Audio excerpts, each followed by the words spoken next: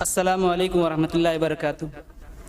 آج کے سیمینار میں میرے مقالے کا عنوان ہے مولانا احمد محمود اصلاحی کوثر اعظمی۔ بسم اللہ الرحمن الرحیم۔ مولانا کا اصل نام احمد محمود تھا۔ علمی حلقوں میں کوثر اعظمی کے نام سے جانے جاتے تھے اور علاقے میں لوگ انہیں مولی دورار کہا کرتے تھے۔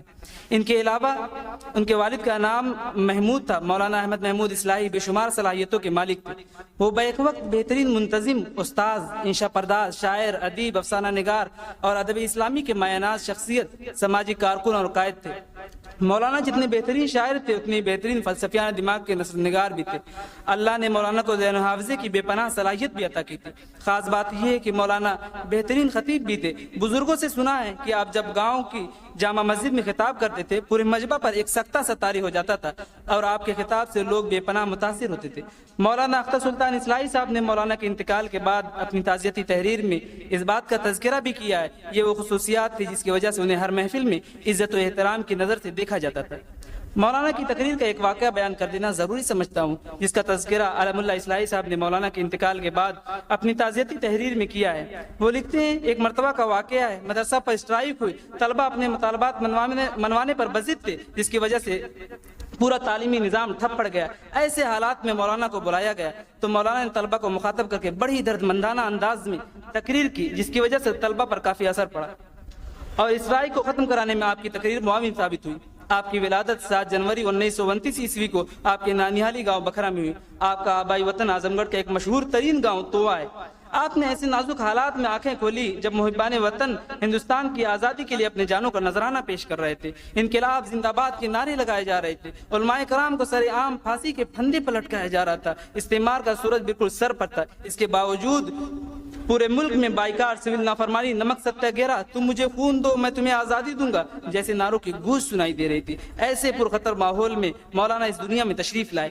ابھی چند ہی ماہ کے ہوئے تھے، آپ کی والدہ ماجدہ کا سایہ سر سے اڑ گیا اور تمام تر ذمہ داری دادا اور دادی کے اوپر آ گئی۔ انہوں نے یہ ذمہ داری بخوبی نبھائی۔ آپ کی ابتدائی تعلیم یعنی ناظرہ ختم قرآن اور اردو لکھنا پڑھنا دادا حافظ نور محمد صاحب کی نگرانی میں ہوا۔ اس کے بعد آپ کا داخلہ تووا کے سرکاری پرائمری اسکول میں ہوا۔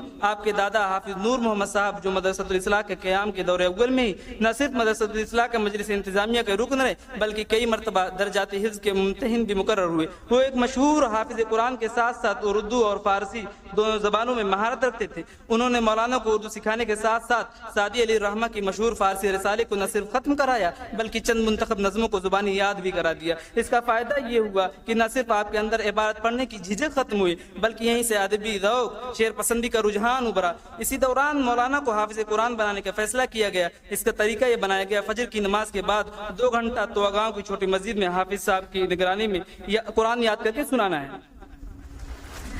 مگر کنی وجوہات کے باعث پونا پارا سے زیادہ نہ کر سکے اور یہ فیصلہ تبدیل کرنا پڑا۔ ابتدائی تعلیم کے اسی دور میں 1940 میں دادا جان کا سایہ سر سے اڑ گیا۔ اب ساری ذمہ داری دادی مرحومہ کے سر پر آ گئی۔ مدرسہ اسلامیہ تووا سے فراغت کے بعد آپ کا داخلہ 29 مئی 1940 عیسوی کو مدرسۃ الاصلاح کے مکتب صوب میں ہوا۔ داخلے کے وقت ایک دلچسپ لطیفہ پیش آیا جس کا تذکرہ مولانا مدرسۃ الاصلاح کے 2007 کے مجلہ میں زبیر عالم نیپالی اکرام الحق بنارسی کو دیے گئے انٹرویو میں کیا ہے۔ آپ فرماتے ہیں، مدرسہ میں داخلے کے موقع پر ایک دلچسپ لطیفہ پیش آیا، وہ یہ کہ داخلے کے لیے جب میں اور میرے دیگر ہم سبق اس وقت کے ناظم جناب حاجی رشید الدین صاحب فراہی کی خدمت میں پیش کیے گئے تو حاجی صاحب نے چھوٹتے ہی ہنس کر استہزائیہ انداز میں فرمایا تھا، کیا واقعی یہ لڑکے یہاں پڑھیں گے؟ حاجی صاحب نے یہ بات اس پس منظر میں کہی تھی کہ مدرسۃ الاصلاح کے قیام سے لے کر اس وقت تک تووا کے بے شمار طلبہ نے مدرسہ میں داخلہ لیا، لیکن ان میں سے کوئی ایک فرد بھی تکمیل تو کیا قابل لحاظ حد تک تعلیم بھی حاصل نہ کر سکا۔ جواباً ہم نے کہا، انشاءاللہ ہم پڑھیں گے، آخر تک پڑھیں گے، لیکن میرے دونوں ساتھی مختلف اسباب کے تحت درمیانی سے تعلیم ترک کر دینے پر مجبور ہو گئے۔ البتہ میں اللہ تعالیٰ کا شکر گزار ہوں کہ تووا کے اولین فرد کی حیثیت سے 1950 عیسوی میں مدرسہ سے تعلیم حاصل کر کے تووا کے دامن پر لگا ہوا نہ پڑھ کر دینے کا داغ دھویا، اور یوں آج جب میں یہ مضمون لکھ رہا ہوں تو فخر کے ساتھ کہہ سکتا ہوں، آج تووا وہ گاؤں ہے جس کا شمار پڑھے لکھے گاؤں میں ہونے کے ساتھ ساتھ سب سے زیادہ اصلاحی پیدا کرنے والے گاؤں کی حیثیت سے بھی کیا جاتا ہے۔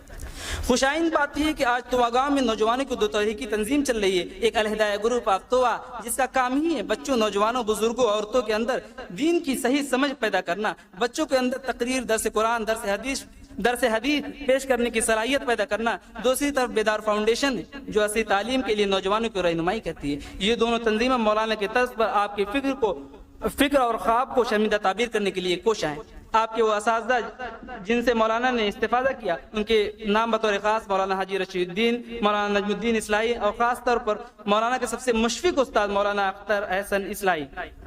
آپ مدرسۃ الاصلاح سے تعلیم حاصل کرنے کے بعد یہیں استاد مقرر ہوئے۔ اس کے علاوہ 15 مئی سن 1978 عیسوی سے نومبر سن 1991 عیسوی تک مدرسۃ الاصلاح کے نائب ناظم بھی رہے۔ مولانا طالب علمی کے زمانے سے جماعت اسلامی سے نہ صرف منسلک رہے بلکہ باقاعدہ ممبر بھی بن گئے۔ آپ نے مولانا وحید الدین خان سے مل کر دینی دعوتی اشاعتی کارناموں کے لیے اسلامک پبلشنگ ہاؤس کے نام سے ایک ادارہ کی بنیاد بھی ڈالی۔ مولانا کا ایک اہم کارنامہ یہ بھی ہے کہ انہوں نے گاؤں گاؤں تقریر، درس قرآن، درس حدیث کا اہتمام کیا، ابتدائی دینی مدارس پر زور دیا۔ اس کے لیے انہوں نے پہلے اپنے گاؤں طوا میں 1960 عیسوی میں مدرسہ محبوبیہ قائم کیا۔ اس کے علاوہ تعلیم بالغہ پر زور دیا۔ اس کے ذریعے بہت سے گاؤں کے معمر نوجوانوں کو پڑھنا لکھنا سکھایا، ایک بہترین دارالمطالعہ بھی قائم کیا۔ مولانا کا سب سے بڑا کارنامہ جامعۃ الطیبات کا قیام ہے۔ مولانا نے ابتدا میں اپنے چند ساتھیوں کو لے کر گاؤں میں سفر کیا، چندہ اکٹھا کیا، علماء کی سخت ترین مخالفتیں برداشت کی، لیکن توبہ کو انہیں بھرپور تعاون حاصل رہا۔ الحمدللہ ثم الحمدللہ وہ اپنے اس عظیم مشن میں کامیاب رہے۔ مولانا کو شمار ہند پاک کے نامور شعراء میں کیا جا سکتا ہے جنہوں نے بچوں کے لیے شاعری کی۔ مولانا نے فارسی میں بہترین شاعری کی۔ مولانا حمید الدین فرائی کے بعد آپ وہی شخصیت ہے جنہوں نے فارسی میں شاعری کی ہے۔ آپ نے اردو اور عربی میں بہترین شاعری کی ہے۔ مولانا کا انتقال 12 دسمبر 2018 عیسوی سرائے میر میں ہوا۔ جنازہ مدرسۃ الاصلاح کے کیمپس میں ہوا اور تدفین مدرسۃ الاصلاح کے قبرستان میں ہوئی۔ اس طرح ہمارے درمیان ایک عظیم شخصیت، ادیب، شاعر، فلسفہ نگار، دانشور، عالم دین، رہنما، قائد اسلام کے سچے ترجمان دار فانی سے دار جاویدانی کی طرف کوچ کر گئے۔ انا للہ و انا الیہ راجعون۔ میں اپنی بات مولانا ہی کی اس شعر سے ختم کرنا چاہتا ہوں۔ بن پڑا جو کیا وہ کام چلا، ہو گئی زندگی کی شام چلا، میں کشو میں کدا سلامت باش، لینا ہاتھوں سے میرا جام چلا۔